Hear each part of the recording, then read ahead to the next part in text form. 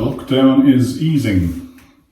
Shops are opening. We're moving into phase 2 of island reopening, and that means that I can finally start making orders for materials as well as installations to renovate the first of the 3 bathrooms that we have in the house. And the first phase for this little project here, of course, is preparation. But you can't really prepare without having a plan, and you can't really make a plan without looking at what's here. So I'm going to do that first and take a look at what I'm working with. So we have an electric shower in here on an 80 by 80 tray, I believe. There is a towel warmer without a thermostat, run-of-the-mill sink, and there's a toilet. Now, something I'm fairly certain of is that I will have to rip out the floor completely down to the joists and the walls to the stud-work, because they're all crooked. There's hardly any straight lines in here, and that doesn't really jive with my plan to tile the walls and have a nice straight floor. Because look at this.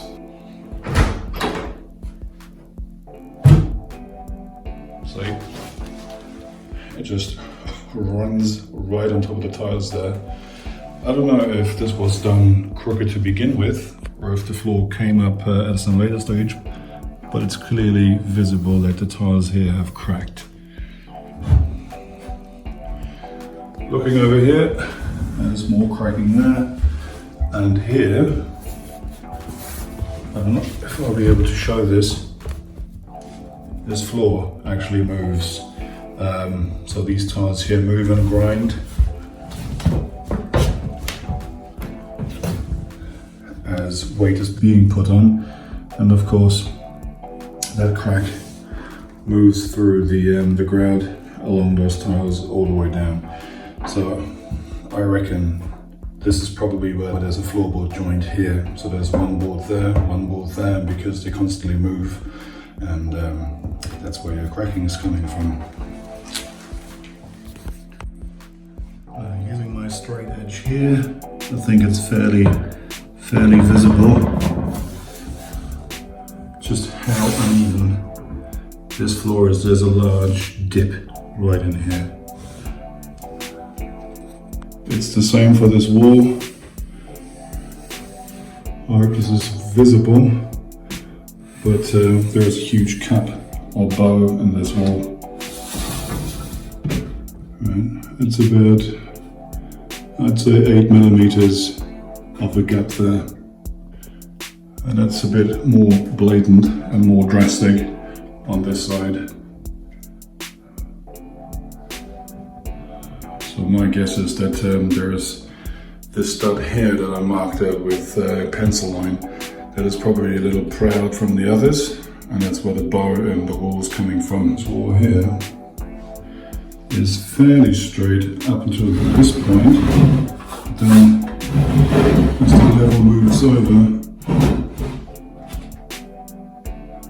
it definitely, the wall falls away there in the back. But yeah, that's why I want to remove all of this, check the stud work, check the joists, make sure that they're all finishing on the same level, maybe sister some of them up. Again, just to make sure that the floor is absolutely even and level before putting new floors in. Also, I know that probably the drain work of the shower here is leaking, because at one stage 2 years ago, just after we moved in, I think my wife took a shower and the water was running from the ceiling in the hallway below. So my guess is there's probably a leak somewhere in the drain pipes, so that would have to come up anyway. And frankly, I'm not a fan of the shower, so even if it had been okay, it would have come out. And that's something I really don't understand, where this absolute willingness or the serenity comes from, where people in the UK and in Ireland have absolutely no problem to put themselves into this tiny enclosure with running water and a 230 volt electrical device. It's That idea is just wild to me. Also, just a little highlight of the absolute brilliant levels of craftsmanship here. So there were holes drilled into the tiles, which for the most part have not been closed up again, so water ingress is absolutely possible here. Returning to electrical, I never understood why the light switches in bathrooms are always on the outside and not on the inside. And of course, what also baffles me is the absolute lack of any power sockets for, I don't know, shavers, hair dryers, if you have more hair than myself, to charge electrical toothbrushes. So there's absolutely nothing here. You always have to run your power in from the room next door. Why? Makes no sense.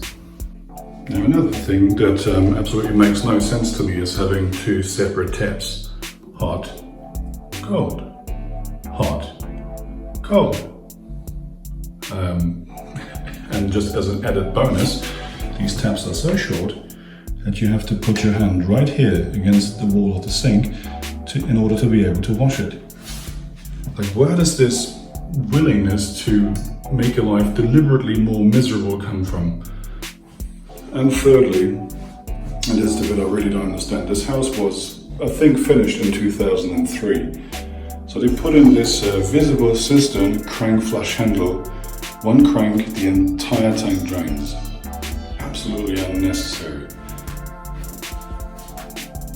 Now let's take a look at some of the examples of fine craftsmanship in here. So first of all, the water supply for the toilet cistern, stunningly crafted. This too, the expanding foam not cut off or anything, just left there, the bare minimum done. Loose tile. And of course this absolute peak of aesthetical pipework here.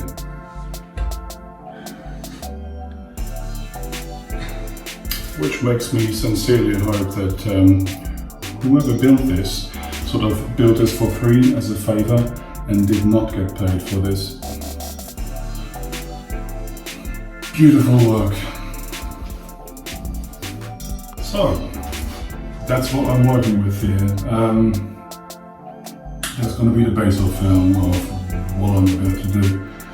Now let's take a look at what the rough plan is. There's really a whole lot that can be done to the layout of the installations in this room, simply because it's a very narrow room with a window, which means the shower will have to remain in that corner over there.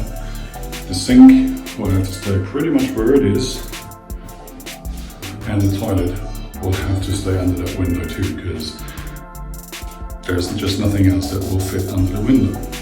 What can be done is I'm going to move this radiator here to that wall over there.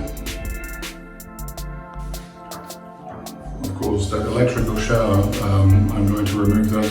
That will be replaced by just normal pipeworks, serviced by an ordinary pump.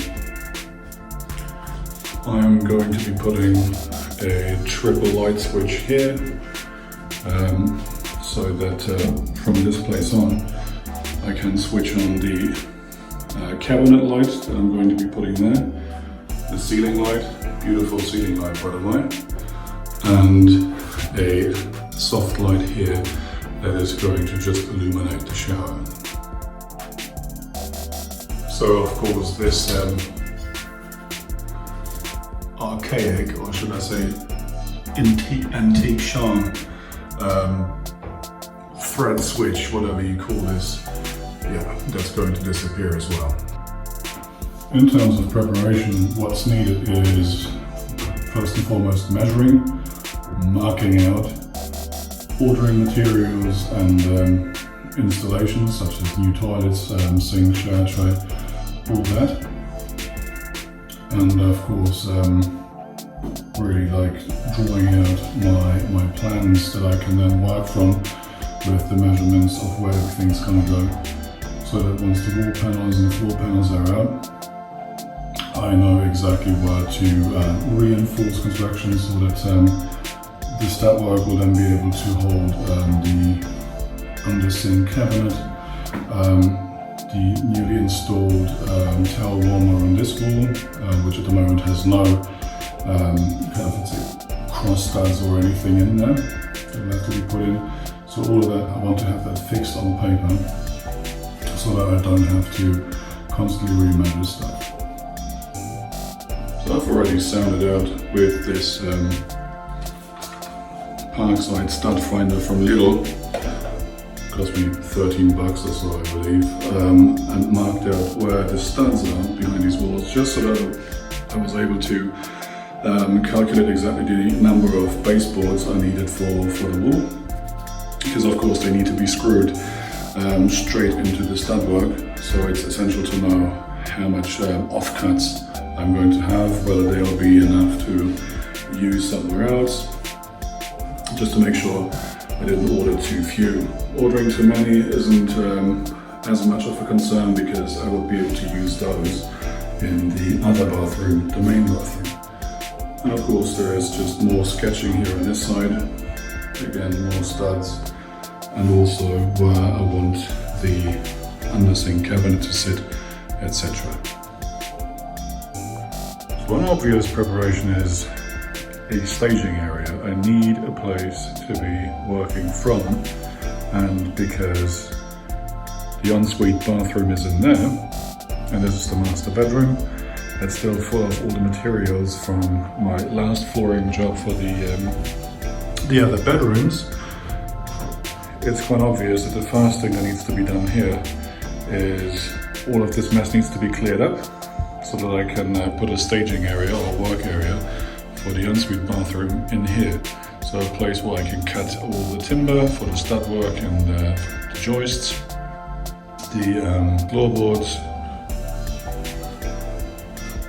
where I can prepare all my wall panels and all that stuff. So at the moment I really don't have much room to kick around in here, so that has to get tidied up. This needs to get tidied up so I can spread out my timber and all of the other materials. And my staging area is completed. What do I have? And pretty much everything is arranged in the order that I will need it. I'm going to start with floor joists. If I need to sister up any of the existing ones, followed by insulation. That's rock wool flexi slabs for the floor and the walls. Over here, marine plywood sheets for the first layer of floorboards, and hard foam fiberglass waffle boards, as I call them, for the walls as well as for the second layer of the floorboards, and some workstations. The new towel warmer, wall hung toilet, shower tray. Only a few things missing at this stage, such as the sink and under sink cabinet, the shower, and all those things.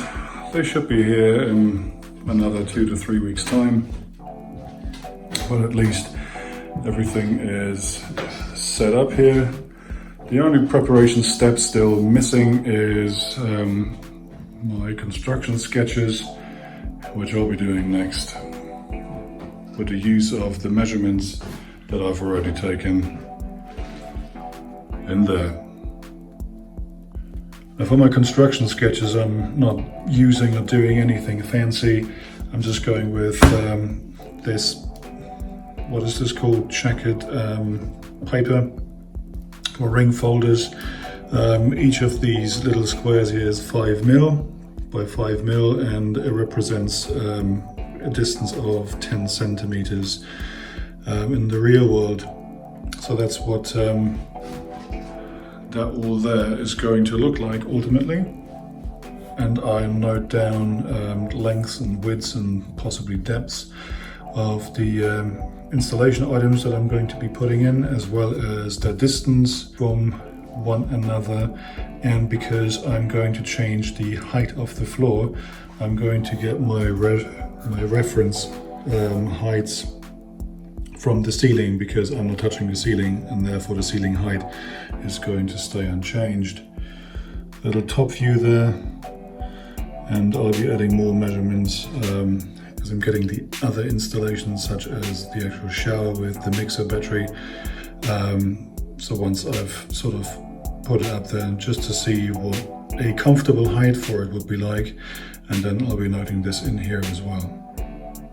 And once I have all that done, I'm just going to tape it up to this wall here, so that I always have it available and can look at the measurements and distances for easy reference as I'm working in there to get to where I want this ensuite bathroom to be.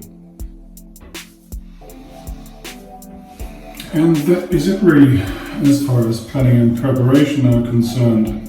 For now, I'm just going to wait for the rest of the items that I don't have yet to arrive before I will start the tear out, because until I have everything and can actually really start the process of refurbishing this, I want at least the toilet up here to remain functional, because out of the 3 that we have in the house, only 2 are operational, and once I start demolishing this one, there will be only 1 for the time being.